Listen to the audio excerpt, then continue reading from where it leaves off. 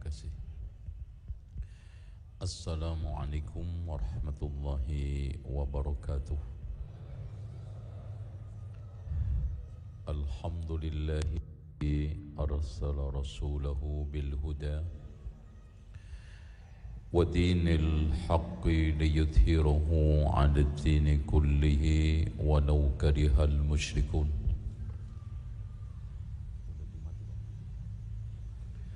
Asyhadu an la ilaha illallah wahdahu la syarika lah wa anna Muhammadan abduhu wa rasuluh. Allahumma salli wa sallim wa barik ala Muhammadin wa ala ali Muhammad walhamdulillahi rabbil alamin. Saya ucapkan terima kasih kepada Bapak Bupati dan juga seluruh jajaran Pemda yang memberi izin saya untuk menyampaikan ceramah siraman rohani atau bimbingan umat tentang sejarah, terutama Wali Songo, ya. Dan juga saya ucapkan terima kasih kepada pengurus masjid, penyelenggara, baik yang sifatnya harian, mingguan, bulanan, tahunan, wabil khusus imam kita malam hari ini. Alhamdulillah saya dikasih kesempatan untuk menjadi imam, karena belum tentu bisa berulang lagi. Masjidnya mah nggak hilang, tetapi saya bisa hilang atau kesempatan bisa hilang. Dan juga saya ucapkan terima kasih kepada teman-teman Curup yang telah memfasilitasi terselenggaranya kajian akbar yang temanya Wali Songo, jejak penyebaran Islam di Nusantara, mengambil dari buku saya Fakta Baru Wali Songo. Buku ini saya tulis kurang lebih 10 tahun, dari mulai 2006 sampai 2016 baru selesai. Karena untuk membuat alur sejarah yang menarik, laporannya yang bagus, data-datanya yang benar, nggak mudah. Apalagi data sejarah Wali Songo menyebar. Saya awalnya menganggap enteng, paling juga baca kitab-kitab sejarah Wali Songo selesai.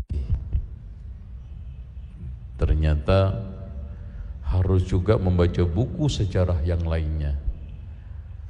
Ketika bicara masalah Jawa, sejarah Jawa dan kerajaannya, kerajaan Jawa dari mulai Medang Kawulan, kemudian muncul kerajaan Hindu Mataram yang dimulai dari Aji Saka sampai jatuh diserang oleh Sriwijaya abad 11, kemudian bergeser ke timur, Surabaya muncul kerajaan Kahuripan pecah menjadi dua, Jenggala sama Panjalu, lalu muncul kerajaan Singosari dan terakhir Mojopahit.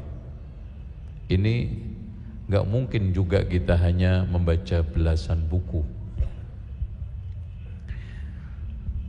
apalagi kita mengupas asal usul Islam dari Arab. Mau nggak mau harus mempelajari sejarah Arab, sejarah Islam. Dan ternyata tidak cukup buku. Saya harus meniti jejak tempat-tempat Wali Songo dan situsnya. Itu hampir memakan waktu seminggu saya keliling Jawa, dari Jawa Barat sampai Jawa Timur. Ternyata nggak cukup. Katanya di dalam buku sejarah Sunan Kalijogo itu pernah belajar Aceh sampai Malaka sampai Pulau Ubih. Saya telepon teman-teman Malaysia untuk diantarkan ke sana. Dan ternyata Pulau Ubih itu ada, tetapi sudah sekarang tidak ada penghuninya.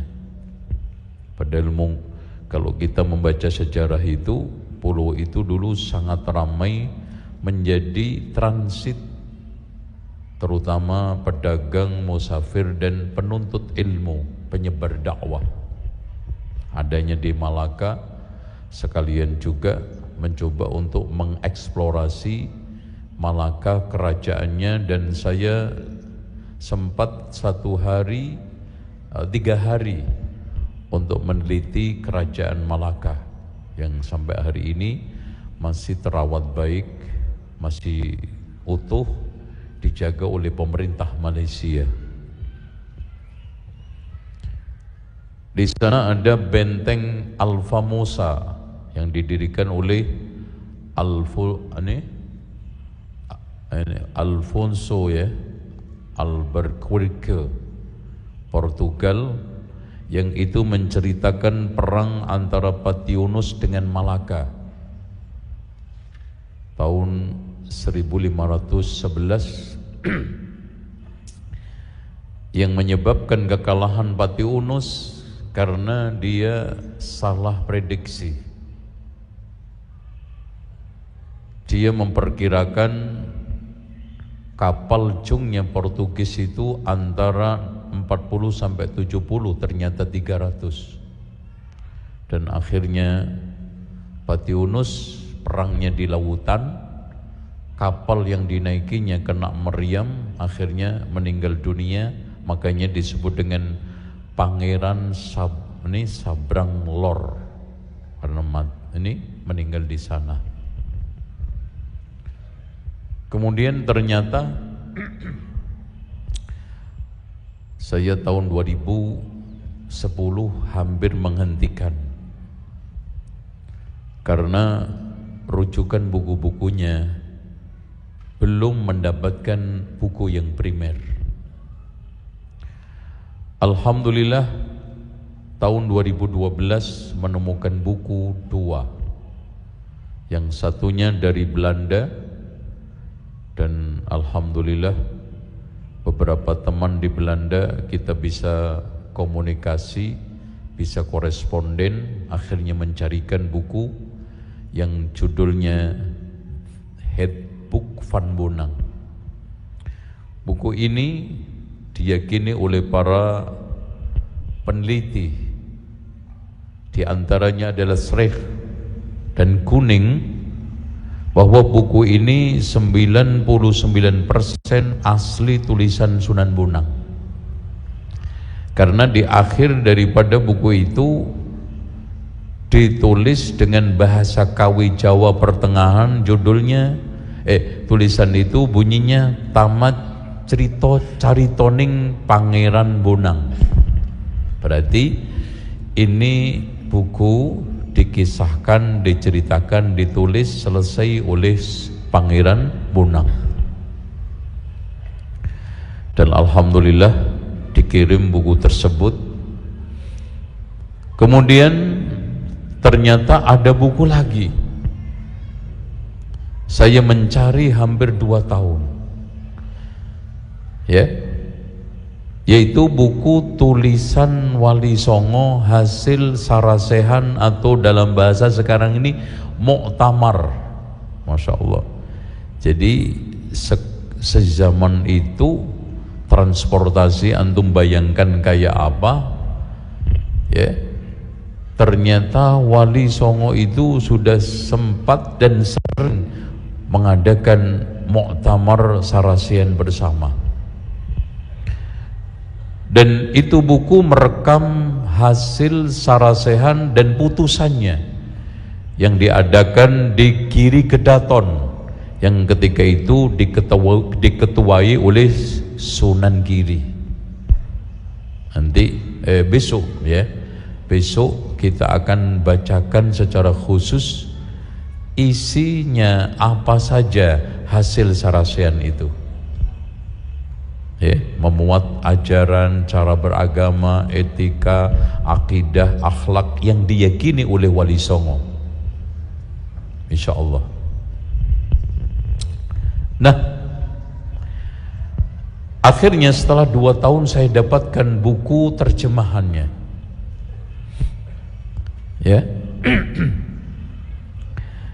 yang diterjemahkan tahun 2002, Masya Allah.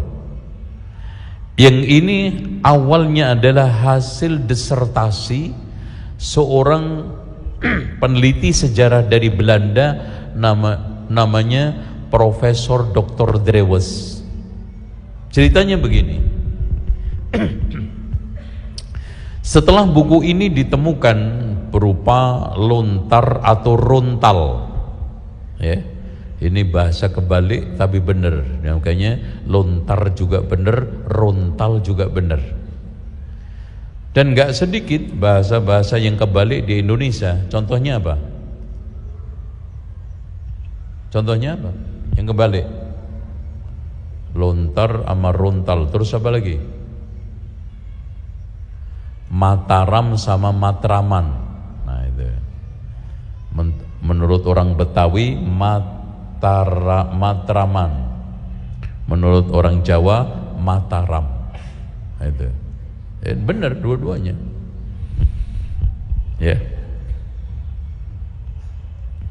Nah,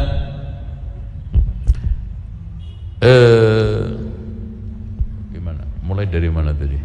Ngomong apa gue tadi? Lupa sendiri jadi. Oke. Lontar ya. Ini.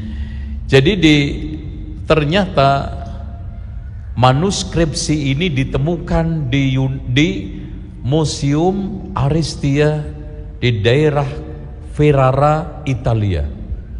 Jauh banget. Masya Allah. Makanya buku-buku dan manuskripsi sejarah kita itu berserakan seluruh dunia. Yang dikembalikan kemarin dari Belanda udah berapa banyak, yang sekarang lagi negosiasi Kementerian Budaya dengan Inggris. Karena ketika Tom Raffles, Gubernur Jenderal Inggris, ketika mengalahkan Jawa Jogja, itu ngangkut buku-buku sejarah itu 4 kapal besar diangkut ke Inggris, 2 tenggelam, yang 2 selamat. Itu. Yang ajaibnya Pak, Babat Diponegoro itu awalnya ditemukan di mana? Ditemukan di Belanda. Padahal itu ditulis oleh Diponegoro di mana? Di Makassar. Coba sehat. Alhamdulillah. Mohon izin Pak, lanjutin ya. Oke. Amin. Jadi kita lanjut. Jadi akhirnya setelah difotokopi dikirim ke Leiden, Belanda, dengan harapan bisa menerjemahkan buku itu. Ternyata dicarikan seluruh ahli bahasa di Jawa nggak nemu. Jadi dalang-dalang, pakar-pakar, dosen-dosen, profesor-profesor bahasa Kawi itu nggak ada yang bisa. Akhirnya dicari di Belanda, ditemukan Drewes. Dreweslah yang akhirnya menerjemahkan bahasa Kawi ke dalam bahasa Belanda dan ditulis dengan bahasa Latin. Jadi kan bahasa Kawi itu pakai bahasa huruf Honocoroko itu, dilatinkan. Kemudian diterjemahkan oleh Asnan Wahyudi tahun 2002. Dari sejak itu Pak, perjalanan jejak kehidupan Wali Songo berubah total. tulisan-tulisan tentang Wali Songo sebelum 2020 banyak terkoreksi. Ya, makanya dari koreksi itulah sehingga saya berani menulis buku Fakta Baru. Itu asal usulnya, Fakta Baru. Hadirin sekalian, sejarah adalah, kata Imam Ibnu Khaldun, ilmu paling bergengsi. Umat, bangsa yang melupakan sejarah ibarat kacang lupa kulitnya. Makanya Soekarno selalu pesan jas merah. Soekarno menekankan kepada anak-anak bangsa, putra-putra Indonesia, dan semua mereka yang ingin mempertahankan negeri ini Indonesia wajib belajar sejarah. Sampai membuat moto jas merah, apa? Jangan lupa sejarah. Apalagi kita berbicara masalah Wali Songo, sosok. Makanya kata Toynbee, sejarah adalah perjalanan manusia agung dengan segala kiprahnya. Itu sejarah. Perjalanan apa? Manusia agung dengan segala kiprahnya. Manusia agung Wali Songo, kiprahnya. Coba, walaupun kita masih belum menemukan sosok utuh, tapi antum cek Indonesia yang dulu namanya Nusantara, dari abad 1 ini Masehi, itu apa? Animisme. Ya, animisme ketika roh leluhur itu dia yakini nempel di benda-benda yang hidup, namanya dinamisme. Kalau di dalam benda-benda alamiah seperti batu dan yang lainnya namanya naturalisme. Kalau sekarang pada benda hidup yang sudah mati namanya animisme. Itu ya. Makanya Tuhannya itu namanya Tu. Itu dipanjangkan orang sekarang namanya Tuhan. Jadi Tuhan yang bagus itu namanya Tuhan, Tuhan yang suka ganggu namanya hantu. Jadi terbalik, Tuhan sama hantu. Itu benar, saya nggak ngarang. Jadi ini bicara sejarah. Jadi nanti kalau antum koreksi dengan kacamata sejarah ya. Gitu ya. Nah, makanya dikatakan oleh Alan Nafis, sejarah adalah jembatan penghubung masa lalu dengan masa kini untuk membuat pijakan di dalam rangka menatap masa depan. Jadi kalau sekarang bangsa, pemimpin nggak ngerti sejarah, nggak akan bisa membangun negara. Ya, nggak akan bisa. Apalagi kita ingin membangun yang namanya Islam di negeri kita ini supaya kokoh. Ya. Coba bayangkan hadirin sekalian, kita mengislamkan orang Islam aja susahnya setengah mati. Bagaimana mbah-mbah kita, mbah-mbah wali dulu itu mengislamkan orang animisme, dinamisme, Hindu-Buddha. Gak gampang. Syekh Maulana Malik Ibrahim datang ke Jawa tidak seperti saya datang ke Curup langsung tablek akbar di masjid besar. Enak ngumpul ke sawah-sawah, ngeliwatin parit-parit ya, jalannya pun nggak ada yang asfalan. Antum jangan ngembayang, coba bayangkan wali-wali itu sampai Lombok, sampai Mataram. Pengaruh Mataram itu sangat kuat sehingga di sana ada daerah namanya Mataram, itu nggak main-main. Gitu. Nah ini yang kita coba untuk bedah. kemudian kita pelajari, lalu kita jadikan pijakan untuk mengembangkan Islam di Indonesia di Curup pada masa yang akan sekarang dan akan datang. Gitu, Pak. Pada tahun 78 Masehi datanglah Aji Saka. Makanya tahun Saka itu dimulai berbeda dengan Masehi itu kurang lebih 78 tahun. Tahun Jawa ya, Saka.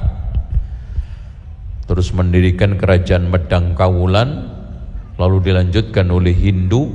Hindu Mataram itu berpusat di Jawa Tengah, namanya Jam Mataram itu dari Kulon Progo sampai ini apa namanya Klaten, itu Mataram. Ya. Kemudian hadirin sekalian, karena lemahnya kondisi pondasi pemerintahan Mataram, akhirnya ketika Sriwijaya menguat, maka terjadilah hegemoni, serangan, kalah, akhirnya mundur ke timur ke Surabaya. Perlu diketahui sedikit sejarah tentang Sriwijaya. Di mana kerajaannya? Palembang apa Jambi? Saya tanya, kerajaan Sriwijaya itu milik Palembang atau milik Jambi? Ayo. Ini orang Sumatera loh ini. Ayo, gimana ini? Masuk Palembang? Pemerintahannya? Oh dulu, enggak sekarang. Kita bicara sekarang. Diklaim Jambi apa diklaim Palembang sekarang? Oke, kita buktikan sejarahnya. Kita tengok dua kitab. Yang pertama adalah Al-Hayawan karya Jahid. Dia seorang Mu'tazilah. Dia merekam surat Raja Sriwijaya yang kedua namanya Indrawarman, yang dikirim ke Umar bin Abdul Aziz. Keren banget, Pak. Jadi orang Sumatera itu sudah hebat sejak zaman dahulu. Indonesia itu, Pak, setelah Allah, kalau nggak ada orang Sumatera nggak mungkin bisa berdiri. Cek aja yang mendirikan negara Indonesia siapa? Orang Sumatera. Ya, yang menggagas kebangsaan siapa? Iya, ada Muhammad Yamin, ada lagi Ki Agus Salim, ada lagi. Kawan itu agak singkat, tapi di dalam kitab Al-Iqdul Farid, si raja itu menulis dari Raja India. Indonesia itu namanya dulu Hindia, makanya ketika Belanda membubarkan VOC karena dirundung korupsi, kemudian dibubarkan, membentuk pemerintahan namanya apa? Hindia Belanda. Dari Raja Hindia memiliki permaisuri turunan 1000 raja, memiliki kandang gajah 1000 gajah. Berarti dulu itu kendaraan hari menerangi jarak-jarak yang puluhan kilo, dan suaranya tiap hari menggelegar. Nah, ketika meletus yang paling terbesar 444 itu sampai menurunkan suhu dunia turun sampai 20 derajat Celcius, mendingin. Makanya Masya Allah sekarang memanas. Nanti diletuskan gunung yang paling besar, nah itu energinya turun lagi, suhunya turun. Makanya meletus itu ya musibah, yang nikmat buat anak cucu. Kalau nggak ada gunung meletus, antum bangun rumah dari mana? Pasir dari mana? Itu ya, yang susah nenek moyangnya yang mati kan gitu. Antum yang seneng tuh.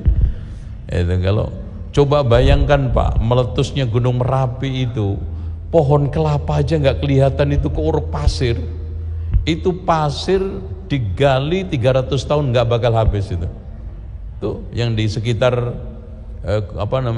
Gunung Merapi Jogja kemarin itu yang dahsyat, yang tempat Mbah siapa yang meninggal dunia itu, Mbah Marijan itu sampai pohon kelapa aja nggak kelihatan.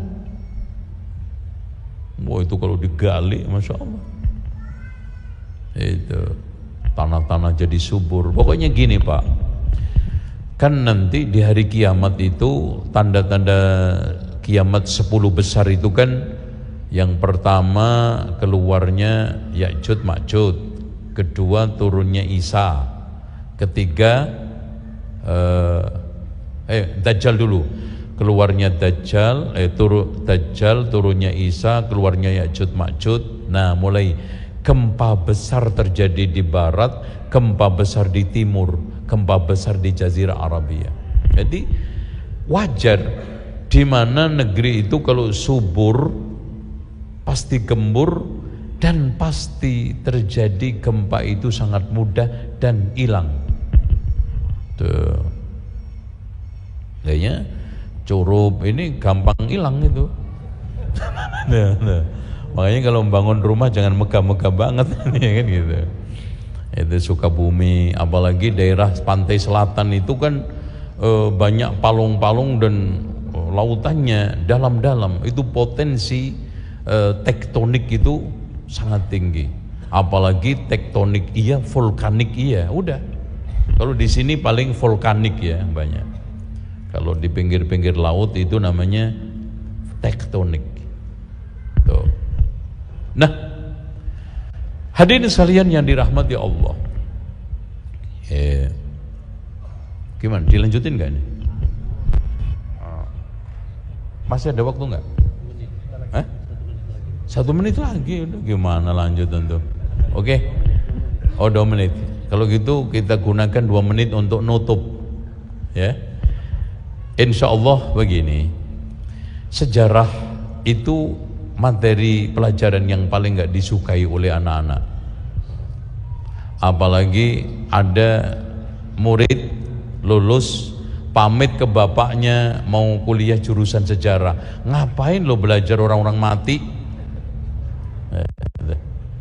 Padahal hadirin sekalian tidak seperti itu. Insya Allah nanti kita akan lanjutkan semua uraian tentang masalah Wali Songo dan kiprahnya setelah sholat isya biidznillah ya.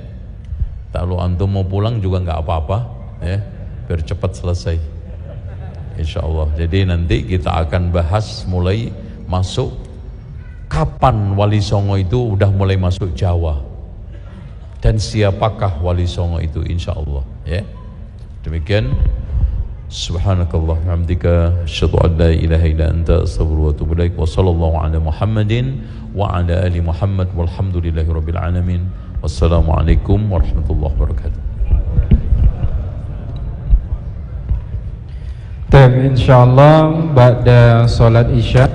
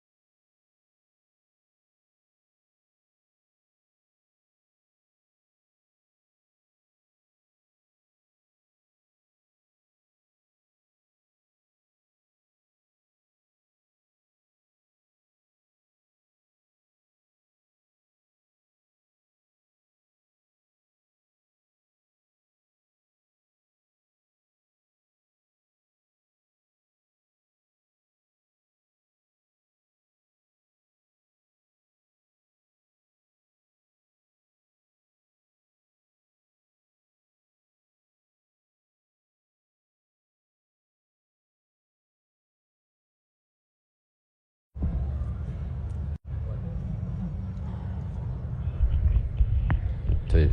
Langsung ya? Langsung kan? Baik. Assalamualaikum warahmatullahi wabarakatuh. Alhamdulillahi rabbil alamin, wassalatu wassalamu ala ashrafil anbiya'i wal mursalin, Muhammadin wa ala alihi wa sahbihi ajma'in, wa ba'd. Kita lanjut. Ini tadi kita ceritakan tahapan Islam pertama masuk ke Indonesia. Makanya ketika Marco Polo datang ke Aceh, itu sudah menemukan komunitas Muslim. Marco Polo datang ke Indonesia tahun berapa? 1290. Dan kerajaan terbentuk, ada seorang raja yang hebat, Malikus Soleh, tahun 1292. Dan di timur mulai muncul kerajaan Majapahit yang didirikan oleh Raden Wijaya. Taib. Hadirin sekalian, berarti pada abad 12, 13 hampir Islam sudah menjadi agama mayoritas Sumatera, bahkan sudah membentuk kerajaan. Makanya Ibnu Battuta datang ke Aceh pada tahun 1345, menemukan seorang raja, Malik Zohir Shah, yang madhabnya Syafi'i, yang hampir setiap saatnya berjihad di jalan Allah. Bahkan kedatangan yang kedua tidak sempat menemuinya karena Malik Zohir Shah sedang berdakwah ke Sumatera Barat, yang tidak lain adalah apa? Daerah Minangkabau. Dan Minangkabau itu dari kalimat menang kerbau, karena orang Sumatera nggak bisa ngomong R, makanya pasir menjadi pasai, samudra pasai. Ya, Minangkabau, menang kerbau, karena adu kerbau Sumatera sama Jawa. Ya, kebo Jawa besar, kebo Sumatera kecil, tapi orang Sumatera itu cerdik. Meskipun kecil, tanduknya dikasih lancip, maka kelihatan montoknya susu. Kerbau yang kecil itu langsung nyerang, nobrok, maka ketusuklah dengan tanduknya, maka menang kerbau Sumatera, maka disebut menang kabau. Tuh. Orang Sumatera itu ngomong kalimat R itu yang paling jelas dua, rupiah sama rendang. Nah itu jelas R-nya. Kalau nggak jelas nggak dapat dia nanti. Taib. Hadirin sekalian, mulai ada tanda-tanda Islam masuk Jawa itu tahun 475. Ditemukan pekuburan yang bernama Fatimah binti Maimun bin Hibatullah. Tertulis tahun 475 Hijriah, dikonversi ke Masehinya tahun 1082. Ya. Berarti kurang lebih abad 11. Mulai awal-awal Indo Mataram rontok, jatuh. Ya. Sudah masuk ke Islam di pantai utara. Di sana ada kuburan panjang-panjang. Di antaranya tertulis di situ Fatimah binti Maimun bin Hibatullah. Nah, orang-orang Muslim, pelancong, dai, musafir sudah mulai datang secara masif ke Jawa abad ke-14, ke-15. Yang paling masyhur yang datang adalah Syekh Maulana Malik Ibrahim, yang pekuburannya ada di Leran Gresik. Dan saya juga penelitian sampai di sana, Dan itu yang pertama kali menemukan kuburan itu adalah Tom Raffles. Jadi begini Pak, Anda ceritakan sedikit.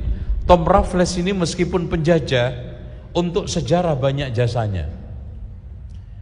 Dialah yang menghadiahkan kepada kita Museum Trowulan. Yang di sana ada manusia trinil. Ya, yang tulang ekornya aja segede apa? Segede ini mungkin. Itu manusianya besar berarti. Karena memang Jawa itu dari sejak zaman dahulu sudah menjadi transito orang, bangsa dan umat. Makanya Tom Raffles sendiri mensinyalir asal muasal keturunan orang Jawa terutama adalah Tartar. Makanya bentuknya pendek-pendek, pesek-pesek.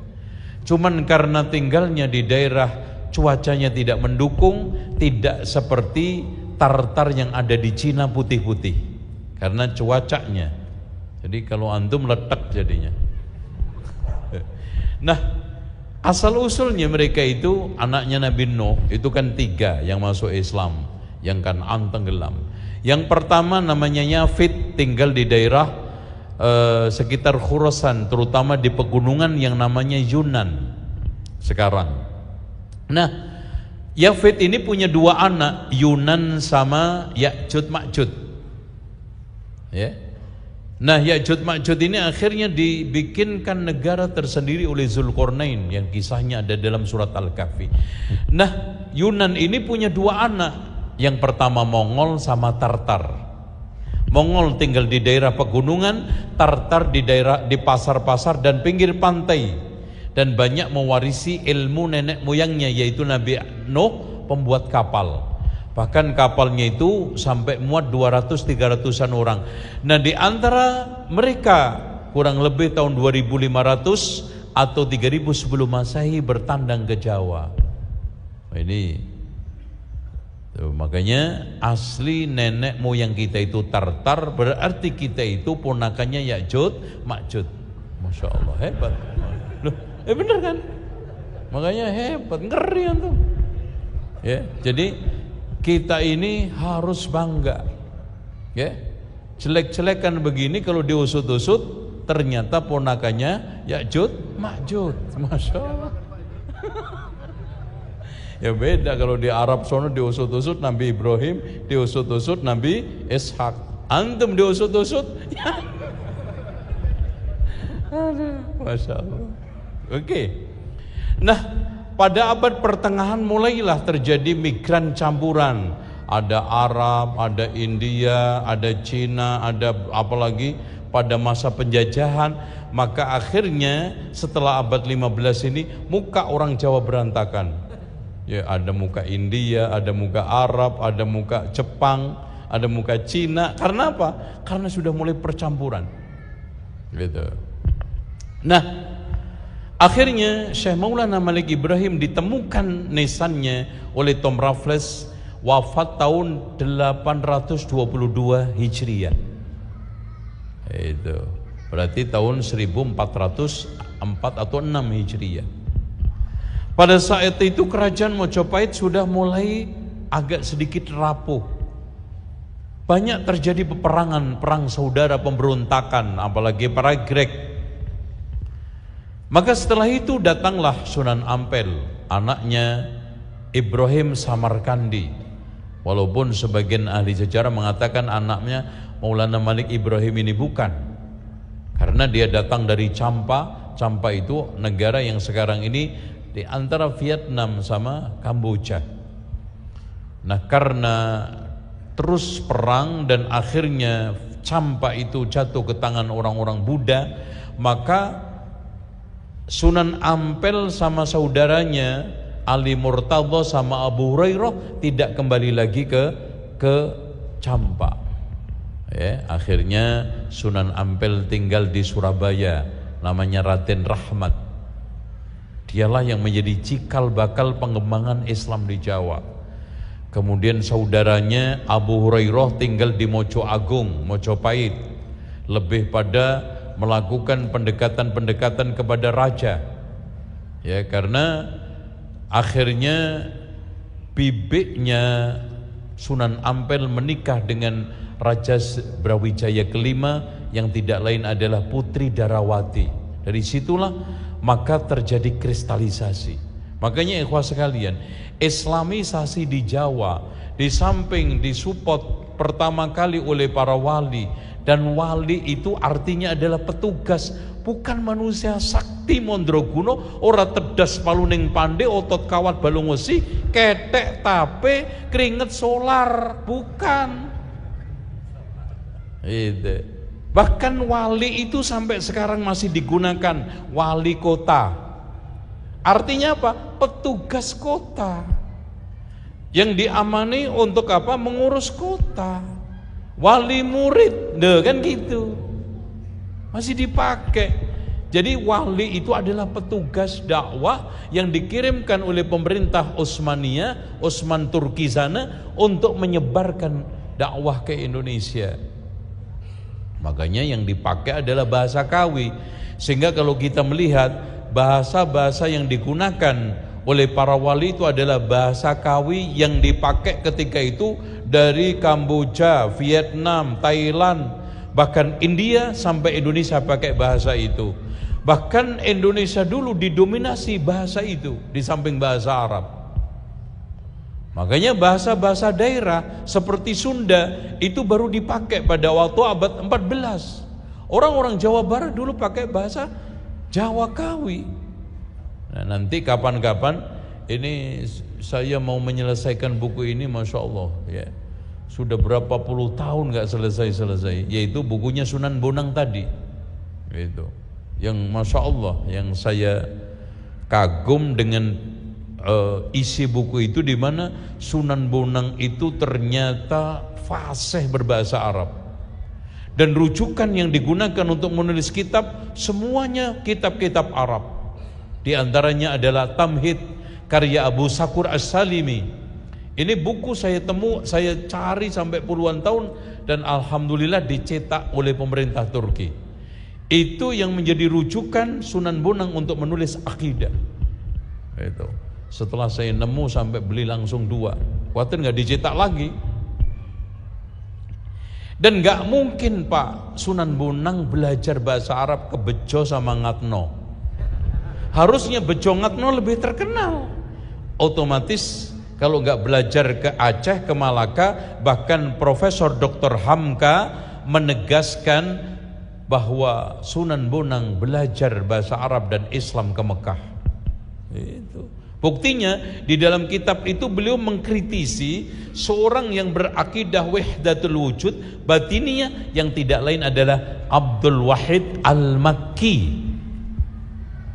Coba seorang yang bisa membantah seorang sosok tokoh, kalau nggak kapabel, nggak memiliki integritas, nggak selevel ulama, nggak mungkin. Masya Allah. Makanya ini kalau kita bedah lebih seru ini. Cuman belum selesai karena saya menerjemahkan dari bahasa Kawi ke bahasa Indonesianya itu. Pakai dalang-dalang itu masih juga lewat yang bisa bahasa-bahasa Kawi itu. Ini nggak ngerti Pak Ustadz ini. Ini bahasanya apa ya? Ya, mudah-mudahan bisa kita selesaikan insyaallah. Nah, hadirin sekalian, Abu Hurairah itu dipanggil orang Jawa namanya Burereh. Kemudian yang Ali Murtadho tinggal di Gresik dipanggil orang Gresik namanya Ali Murtolo. Karena orang Jawa itu kalau mengucapkan bot itu berubah menjadi L. Makanya ada orang namanya Ramadan dipanggil Romelan. Ya enggak? Ridho menjadi apa? Rela. Murtadho menjadi Murtolo. Nah, kemudian kongsi dengan Maulana ini Ishaq, ya. Namun Maulana Ishaq ini tidak lama dakwah di Jawa Timur, kemudian di Jember, Banyuwangi, terutama di daerah Banyuwangi. Kemudian setelah pernikahannya dengan Sekar Dadu kurang begitu harmonis, karena selalu difitnah oleh orang-orang Hindu, maka dia kembali lagi ke Aceh. Ya. Syekh Maulana Ishaq. Yang ini juga berteman dengan Sunan Ampel. Jadi mereka ini satu jaringan, saling kenal mengenal. Bahkan satu dengan yang lainnya saling besanan. Kayak nanti anaknya Maulana Ishaq itu namanya Sunan Giri Ainul Yakin, kemudian diangkat menantu oleh Sunan Ampel. Kan gitu. Berarti di sini adik ipar-iparan dengan Sunan Bonang, ipar-iparan dengan Sunan Kalijogo, ya, satu jaringan.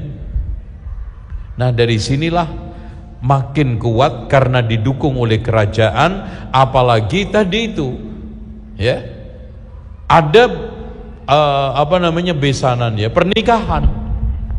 Makanya dari sekalian, seminar sejarah Islam yang diadakan pada tahun 1978 di Aceh diputuskan. Kenapa Islamisasi di Nusantara itu sukses? Karena ulama-ulama, dai-dai, tokoh-tokoh Islam kolaborasi aktif dengan para pemimpin, raja, perdana menteri, tapi tidak pernah menjadi rival, tapi pendamping. Makanya kalau dai, kiai nggak usah masuk politik, tapi mendampingi politikus, mengawal, memberi nasihat, masukan. Antum melihat yang dilakukan di Aceh, sukses. Yang dilakukan di Jawa, Sunan Ampel nggak pernah dia itu menempatkan diri menjadi apa? Rival. Saya pengen menjadi perdana menteri, tapi mendampingi. Makanya anak-anaknya semuanya itu sukses. Lembu Suro menjadi Adipati Surabaya. Lembu Peteng itu menjadi Adipati Madura. Terus lagi Kebo Kenongo menjadi Adipati Pengging. Dan tolong dicamkan, khusus dengan kerajaan Mojopahit itu bangga menggelari dirinya dengan gelar-gelar hewan. Itu. Makanya tidak benar ada orang yang mengatakan Gajah Mada itu Muslim. Asli namanya itu Gaj Ahmada. Pertama, sulit orang Jawa itu mengucapkan kalimat Gaj Ahmada. Gaj. Karena huruf Jawa, lisan Jawa itu paling sering nama-nama itu diakhiri dengan nama-nama O. Makanya Ngatno, Bejo, Suroso itu. Atau huruf-huruf yang gampang diucapkan, Pardi. Terus apa? Terus apa lagi? Apa? Ya, kali itu kan OO, ya. Itu. Seperti itu. Apalagi Gaj Ahmada, da itu rata-rata di Jawa itu berubah menjadi L tadi. Harusnya Gaj Ahmala, bukan Ahmada. Dan dari ini sekalian, kalau kita membaca buku Kertagama karangan Empu Prapanca, jelas kok kerajaan Mojopahit apalagi Hayam Wuruk Gajah Mada itu agamanya adalah Buddha Tantrayana. Dan ini kitab primer paling otentik karena ditulis oleh orang yang hidup pada masa Hayam Wuruk. Makanya raja yang hebat yang tidak lain adalah yang tadi itu Hayam Wuruk. Itu apa? Hewan ayam terpelajar. Oh, itu kan ayam aja kuliahan. Itu ayam aja belajar, pinter. Gajah Mada, gajah Mada tangkas. Karena memang panglima dia. Begitu. Lembu Suro, lembu Peteng, Kebo Kenongo, biasa itu. Tuh, ya. Nah, walaupun sekarang nggak populer, kalau populernya sekarang beda lagi kan gitu. Beda zaman, beda gelar, yaitu. Kalau sekarang orang seneng-seneng gelar apa? Contohnya, gelarnya apa, Mas? Naruto. Wow, itu kan gitu. Terus apa lagi? One Face. Oh, itu gelar-gelar yang disenangi sekarang. Apa lagi? Rafathar. Oh, terus apa lagi? Itu. Sampai makanan-makanan pun digelar-gelar. Contoh, kapal selam untuk empek-empek. Terus apa lagi? Gula pasir. Oh, Masya Allah. Roket. Terus apa lagi? Bakso mercon. Oh, Masya Allah itu. Biasa itu gelar-gelar seperti itu untuk gaya-gayaan ya. Taib. Dari sinilah ikhwah sekalian, keberhasilan Wali Songo. Dan Wali Songo itu bukan harus 9. Bahkan di dalam kitab buku Wali Sana itu, Songo itu wali tanah Jawa itu banyak jumlahnya, bahkan ribuan. Cuman yang terkenal Wali Wolu Wilangane. Berarti 8. Tapi petugas-petugas dakwah yang di kelas grassroots banyak. Contoh aja sekarang, Ketua MUI, Majelis Ulama Pusat, ya jumlahnya mungkin 9, tapi di daerah-daerah kan nggak pernah dikenal. Semuanya itu petugas. Cuman yang dikenal di sosmed, ya itu aja kan gitu biasanya. Yang viral itu saja. Bahkan banyak. Makanya di Sumatera ini saking banyaknya nggak ada yang bisa bilang nomor nominal. Itu banyak. Makanya nggak ada Wali Songo di Sumatera itu. Wali Songo 15, 20, bisa ribuan. Kenapa? Karena daerah ini makin di barat itu makin kental keislamannya, makin timur makin ringan. Makanya jumlah wali di Jawa itu makin di barat sedikit. Jawa Barat 1, Jawa Tengah berapa? Mas? 3, Jawa Timur 5. Karena makin ke sana makin berat keislamannya. Makanya mereka-mereka yang ditempatkan di timur, daerah hitam ini, semua wali-wali yang kapabel, wali-wali yang hebat, wali senior, supaya berhasil dakwahnya. Makanya murid-muridnya Sunan Giri itu dikirim ke timur. Di antaranya yang paling terkenal adalah murid yang sekaligus menantunya Datuk Ribandang. Itu dari Sumatera Barat, menyantren di pondok pesantrennya Sunan Giri. Saking hebatnya, saking uletnya, saking pinternya, saking cerdasnya, diambil menantu. Akhirnya dikirim ke Sulawesi. Makanya kalau kita lihat keislaman di Sulawesi lebih murni itu dibanding tempat lain. Terus kemudian Sunan Prapen, anaknya Sunan Giri sendiri, dikirim ke Bima, ke Lombok, sampai akhirnya di sana Islam juga mengena. Jadi hadirin sekalian, yang menjadi renungan kita bersama-sama, kita ini sudah titelnya mungkin S1, S2, S3, profesor. Pertanyaan kita, apakah dakwah kita sebesar capaian yang telah dicapai oleh para wali? Mereka bukan hanya mendapatkan umat, mereka bukan hanya sekarang berhasil di podium, bahkan bisa mengislamkan Jawa, mengislamkan kerajaan, sampai bisa membentuk kerajaan pemerintahan. Yo, dai mana yang bisa punya pemerintahan sekarang? RT aja nggak dapat. Coba pemerintahan Demak dengan Fatahilahnya, pemerintahan Cirebon dengan Sunan Gunung Jatinya, pemerintahan Banten, ya, yang itu juga salah satu anaknya Sunan Gunung Jati. Kemudian Hasanuddin punya anak cucu Tirtoyoso, Sultan Ageng, sampai akhirnya melakukan perlawanan dengan Syekh Yusuf. Semuanya ini adalah orang-orang hebat di dalam berdakwah. Antum, kita semua di mana? Kita hanya sibuk ngopi. Kita hanya puas sekarang ini dengan mengislamkan rumah 1-2. Kita hanya bisa puas dengan kita sholat berjamaah. Kita hanya puas dengan karya-karya yang memang kecil kita anggap besar. Sehingga akhirnya Islam bukan lama-lama berkembang, tapi lama-lama itu hilang. Dan bandingkan sekarang ini, di nesannya, tulisannya, nesannya Syekh Maulana Malik Ibrahim, Pak. Di situ ditulis, ya, Maulana Malik Ibrahim wafat hari Senin tanggal 12 Rabiul Awal 822.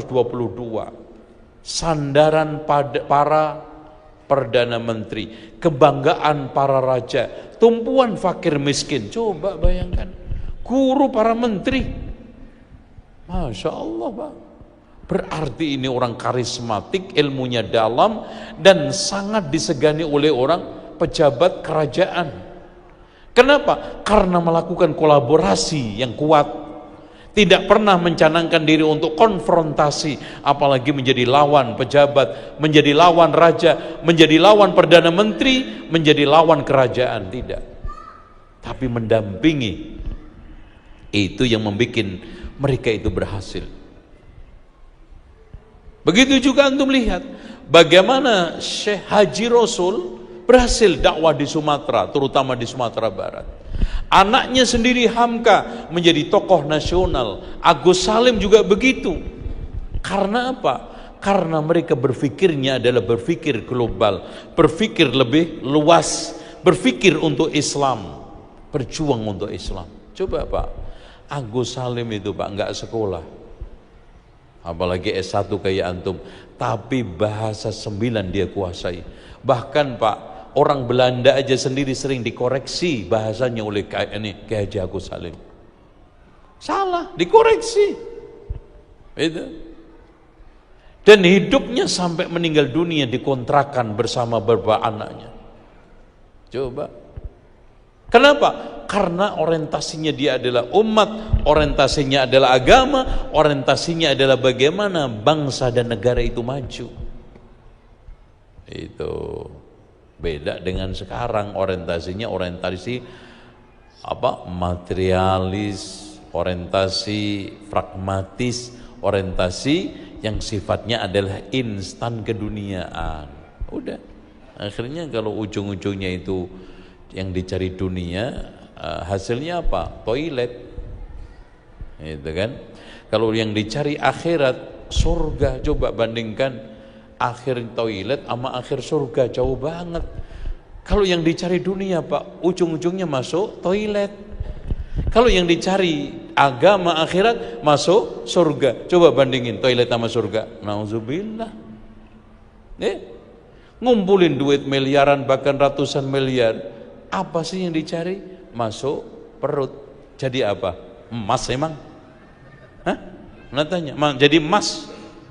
Masya Allah. Itu yang sekarang dibenak oleh para tokoh, para wali dulu, ikhwan. Ya, wallahu a'lam bishawab. Saya kira sudah jam 8. Karena saya dapat pesan dari panitia jam 8, ya mundur-mundur dikit 8:15. Ada tanya jawab nggak kira? Nggak ada? Masih ada? Oke, silakan. Mungkin ada yang tanya. Ya. Ya. Kita ini orang Islam. Ya. Ya. Seluruh kita umat Islam sudah mengucapkan doa bersama. Syahadat. Nah. Tapi kebanyakan kita orang Islam ini tidak konsekuen dengan terutama kepada Allah. Kedua, menjalankan sunnah Rasulullah. Jadi tergolong apa kita? Tergolong munafik, terdusta, murtad. Tayyib. Allah Subhanahu wa ta'ala menegaskan kepada kita, wa idza qila lahum la tufsidu fil ardi qalu innama nahnu muslihun. Al-ifsad di sini adalah syirik, kufur dan maksiyah, termasuk an-nifaq. Itu status yang paling terbaik. Orang yang rusak tauhidnya, orang yang rusak akidahnya. Oleh karena itu fi qulubihim marad, maradus syubhat, maradus syahwat menguasai hatinya, sehingga menjadi wa idza qamu ila sholati qamu kusala. Kalau diajak sholat males. Akhirnya Islam tipu-tipu, yukhadi'una Allaha wa huwa khadi'uhum. Islam tipu-tipu, yukhadi'una Allah. Coba bayangkan, Allah aja ditipu, apalagi antum. Makanya betul kata Imam Ibnu Qayyim, kemunafikan itu tumbuh di dua akar, yaitu kebohongan sama pencitraan. Yura'unan nas, ya. Makanya ara'aita alladhi yukadzibu bid-din fadzalika alladhi yad'ul yatim. Surat ini kata Ibnu Abbas mensifati secara apik sifat-sifat orang-orang munafiqun. Ara'aita alladhi yukadzibu bid-din fadzalika alladhi yad'ul yatim wala yahuddu 'ala ta'amil miskin fawailul lil musallin alladzina hum an salatihim sahun alladzina hum yura'un wa yamna'unal ma'un. Karena tidak menjalankan konsekuensi Islam, konsekuensi la ilaha illallah. Baik. Bismillah, afwan Ustaz, izin bertanya, apa yang perlu dilakukan anak muda untuk meniru perjuangan para wali? Satu, kalau ingin meniru hidup serius, jangan didekatkan dengan HP, sosmed, dan teknologi yang sampai kecanduan.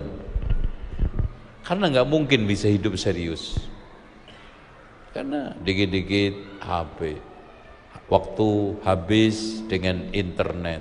Kalau enggak game, kapan mikir yang lebih serius? Makanya potensi-potensi teknologi ini harus kita arahkan kepada yang positif. Karena memang sosmed itu dunia mereka, tapi yang positif. Menjadi energi untuk meluaskan Islam, menyebarkan Islam, mengenalkan Islam. Tapi ya itulah kebanyakan namanya ini setan gepeng itu rata-rata yang rusak daripada memperbaiki, ya. Bahkan ada yang sampai kecanduan. Itu ya, wallahu a'lam bishawab. Terus kemudian Pak, kita harus ajari mereka Islam yang sahih, Islam yang bisa memenangkan, yaitu Islam intan surullaha yansurkum, Islam yang menolong Allah. Artinya apa? Menolong syariat Allah, menolong Al-Quran dan Sunnah. Yang dikatakan oleh Rasulullah, taraktu fikum amrayni in tamassaktum bihima lan tadillu ba'di kitabullah wa sunnati. Insyaallah. Ketiga, kita harus sekarang membuat kegiatan-kegiatan yang adaptatif, kegiatan yang sekarang populer tetapi dibolehkan oleh Islam di kalangan mereka, ya. Contoh perkemahan-perkemahan itu coba kita gunakan untuk mendidik, mentarbiyah mereka, ya. Terus kemudian perkumpulan-perkumpulan dan yang lainnya. Kalau tidak, akan terjadi gap antara tua dengan yang muda. Masjid ini Pak harus menyenangkan anak-anak muda, harus sekarang ini menarik anak-anak muda, harus sekarang ini membuat anak muda betah. Coba yang dijanjikan oleh Allah, oleh Rasulullah, sab'atun yudhilluhum, 7 orang yang diberikan naungan. Siapa? Syabun, pemuda. Jadi orang yang sekarang ini syabun nasya'a fi ibadatillah, itu bukan sekarang kakek-kakek, nenek-nenek, orang tua, tapi syabun, yaitu apa? Pemuda yang mengguncangkan Romawi, yang sampai digerak, yang direkam oleh Allah dalam surat Al-Kahfi. Siapa? Pemuda. Antum baca itu, yang akhirnya ditidurkan oleh Allah 300 lebih tahun itu, ya. Makanya bagaimana kita mikir sekarang ini, anak-anak ngeri Pak, Di sekolah jauh dari agama, nilai dan moral. Di rumah jauh dari agama, nilai dan moral. Bahkan media pun menjauhkan mereka dari agama, nilai dan moral. Habis. Maka yang ada sekarang, kalau nggak terjerat pada maaf, yang lebih seru anti agama. Sudah tidak percaya lagi pada Tuhan. Dekadensi moral. Ada yang LGBT, ada yang sekarang pergaulan bebas, kumpul kebo biasa. Kenapa? Karena terjadi gap. Gapnya di sekolah, gapnya di rumah, bahkan masjid sudah tidak menyenangkan lagi para pemuda. Ya.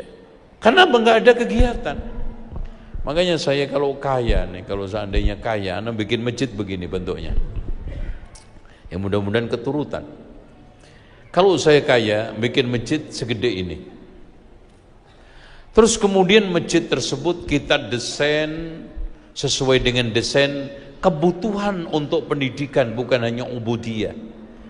Jadi jamaah laki bagaimana bisa khusyuk sholat, rajin ngaji, jamaah perempuan begitu juga, nyaman ngaji, nyaman sholat, nyaman ibadah.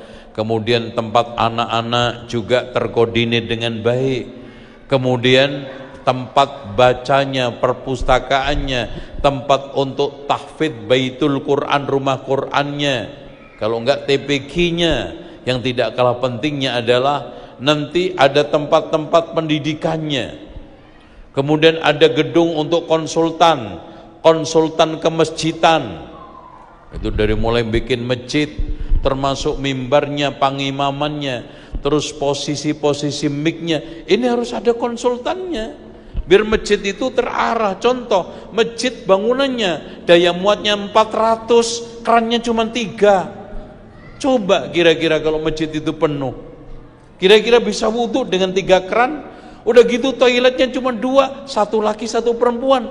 Makanya giliran tabligh akbar, antrian wudhu ke toiletnya itu kayak mau nyium Hajar Aswad. Wah, antri sampai belok-belok. Karena nggak pakai takaran desain ilmu matematik.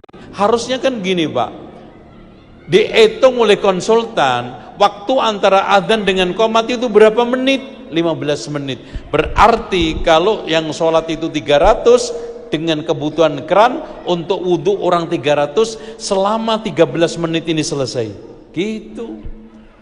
Dan ini belum ada yang garap konsultan masjid. Dan konsultan, ya namanya konsultan itu paling enak kok Pak. Takon, usul, bayar kontan. Konsultan. Enak kan? Terus nanti ada konsultan perjodohan, ada konsultan rumah tangga dengan berbagai macam pernak-perniknya. Kan jadi solutif itu masjid. Nah, yang tidak kalah pentingnya ada ruangan-ruangan Ibnu Sabil. Jadi kemalaman nginep gratis. Dan setiap hari ada makan gratis. Bukan Jumat berkat dok. Pokoknya siapa aja datang ke masjid dijamin kenyang. Oh, datang terus. Itu. Dan yang tidak kalah pentingnya, apa saja yang hilang di masjid diganti. HP hilang diganti, laptop hilang diganti, mobil hilang diganti, sandal hilang diganti, motor hilang diganti. Seneng itu orang yang hilang. Kan gitu. Kalau bisa berdoa, ya Allah mudah-mudahan motor saya yang jelek hilang diganti baru. Kan gitu. Sampai ada orang sampai berdoa motor hilang, kan kalau nggak masjid hebat nggak ada itu. Beda sekarang orang datang ke masjid, ya Allah deg-degan, jangan-jangan sandal saya hilang. Deg-degan Pak. Sebagian masjid orang itu mendingan ke gedung film bawa bawa sandal masih tenang. Ini masjid deg-degan sampai sholat aja dilirik. Masih ada nggak itu mas? Itu kenapa? Karena paling nggak nyaman Pak. Kotak masjid yang sudah dirantai aja hilang. Makanya ada dialog sopir Kristen sama sopir Islam. Ya namanya aja sopir Pak, dialog. Ya debat kusir. Beh, masjid lu kagak ada gitar, nggak ada organ, melarat ya beh. Gitu katanya dia. Lo jangan sembarangan. Masjid itu tempat orang ibadah bos. Makanya kagak ada gitar, gak ada organ. Beda gereja lo gitu. Nggak gitu be, masjid lo kagak ada gitar, nggak ada organ, nggak ada ini, karena takut hilang. Kotak masjid aja hilang, iya kan be? Itu. Jadi sekarang masalahnya masjid itu Pak, bukan tempat berteduh, bukan tempat singgah orang itu mencari ketenangan. Coba bayangkan Rasulullah ketika mencari ketenangan di mana? Arihna ya Bilal bis sholat, istirahatkan batin pikiranku dengan sholat. Masjid.